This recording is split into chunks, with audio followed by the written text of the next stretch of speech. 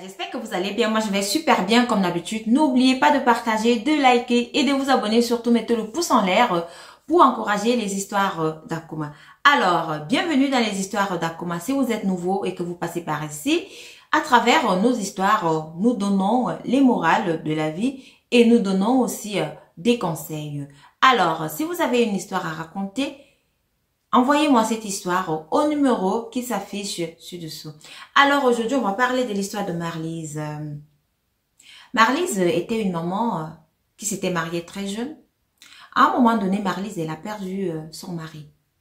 Marlise était donc obligée d'élever ses enfants toute seule. Marlise, c'était une femme battante. Mais Marlise, les histoires des églises, là, Dieu et tout ça, c'était pas son affaire. Marlise était ancrée dans la tradition. Marlise et elle, c'était les féticheurs, les marabouts, les trucs avec des racines, c'était son truc. Marlise, elle a élevé ses enfants. La première, l'aînée, à un moment donné, elle a eu 18 ans. Lorsqu'elle a eu 18 ans comme ça, elle a eu son baccalauréat. Elle dit à sa maman, « Maman, je ne me sens pas trop dans l'école. J'aimerais faire du commerce. » Sa maman lui dit, « Il n'y a pas de problème. Si tu veux, je te donne un fonds de commerce. » C'est comme ça que sa maman lui a donné. C'est comme ça que Marlise a donc donné un fonds de commerce à sa fille. Il lui a dit, tu sais que moi, je n'en ai pas assez et que moi aussi, je me débrouille. Elle a donc pris 100 000 francs et l'a donné à sa fille. Comment ça, sa fille, elle a donc commencé à faire un petit commerce et tout. Elle a commencé, ça marchait doucement. Elle avait des petits bénéfices, 25 000, 30 000, 50 000. Donc, elle a commencé à fructifier son petit commerce. 5 ans après, la fille de Marlise, elle avait déjà 23 ans. Sa maman lui dit donc, mais depuis que tu vends là, je ne vois même pas ce que tu y gagnes. La fille de Marlise qui dit à sa maman, mais maman, je gagne aussi. J'ai des bénéfices de 50 000, de 20 000, de 25 000, donc je garde pour pouvoir fructifier mon commerce. C'est comme ça que Marlise dit à sa fille que non, mais moi je vois pas ce que tu vends là, parce qu'il y a des filles ici dehors qui vendent. Il faut entrer dans les réseaux sociaux, tu vas les voir, elles sont bien habillées, elles vendent, elles voyagent, ceci. Donc, c'est ce que je veux que tu sois. Je veux que tu sois comme ça, tu es ma fille. Tu sais ce qu'on va faire, on va aller voir un monsieur. C'est comme ça que Marlise a donc porté sa fille. Elles sont parties aller voir un féticheur. Arrivée là-bas, Marlise, elle a expliqué le problème au féticheur. Elle dit que non, sa fille, elle doit être une grande dame dans les affaires. Le féticheur doit fructifier le commerce de sa fille. C'est comme ça que le féticheur, il a donc pris des trucs, des poudres, des écorces, et il a donc donné à Marlise. Il dit que bon, voilà ce que vous allez faire. Il a expliqué exactement ce qu'elle allait faire avec ces écorces et poudres-là. Marlise qui demande donc au féticheur que, mais on te paye donc combien? Combien tu veux qu'on te paye? Le féticheur qui dit à Marlise que non, c'est pas maintenant. Moi, je ne demande rien maintenant. Venez après 2 ans. Après 2 ans, vous allez donc me payer.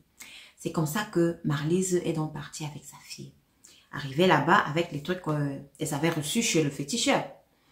Elles ont utilisé ça et tout et tout. Elle a fait comme le féticheur avait dit. Marlise, sa fille, son commerce a commencé à marcher. Hein? Donc, ça veut dire toutes les petites marchandises qu'elle avait là. Marlise, lorsqu'elle est repartie le lendemain pour vendre, elle a tout vendu. Donc, elle n'avait plus rien. Elle était à zéro.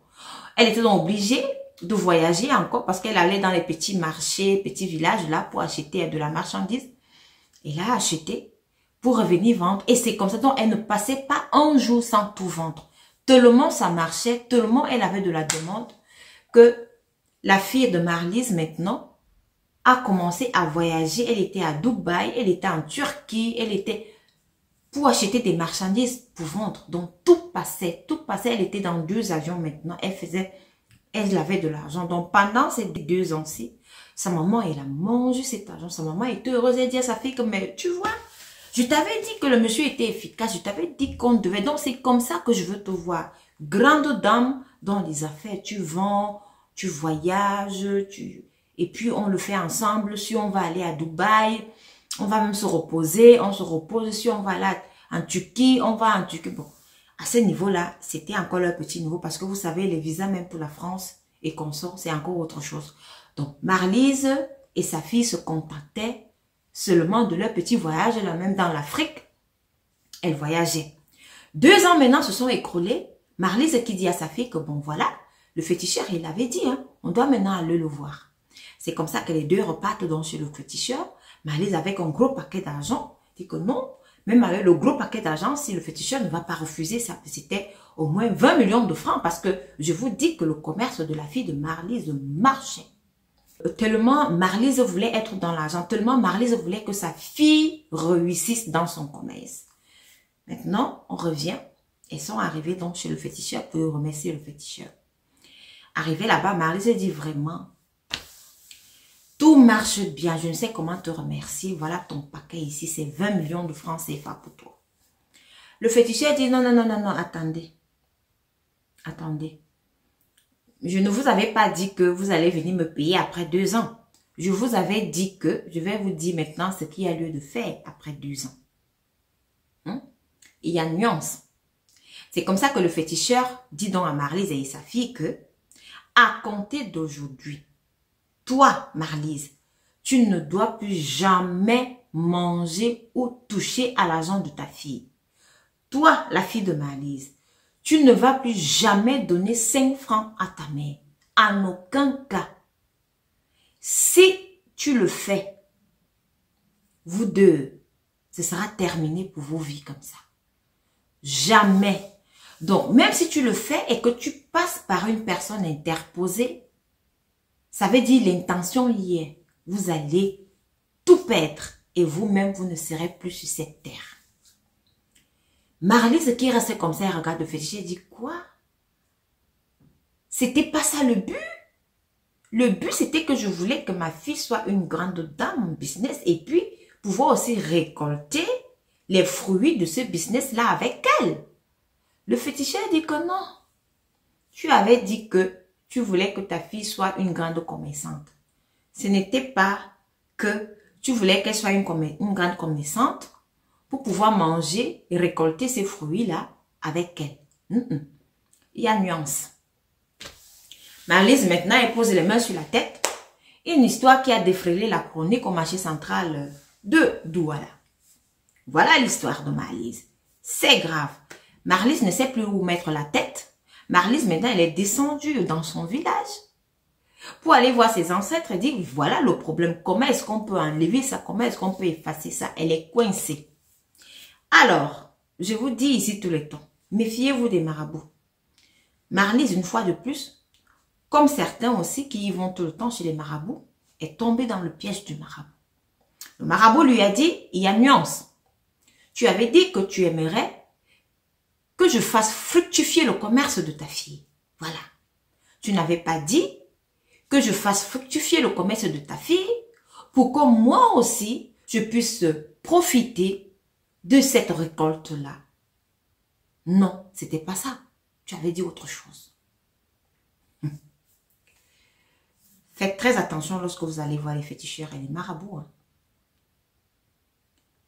Je vous dis ici tout le temps qu'un marabout, il te donne avec la main gauche, mais il reprend avec la main droite.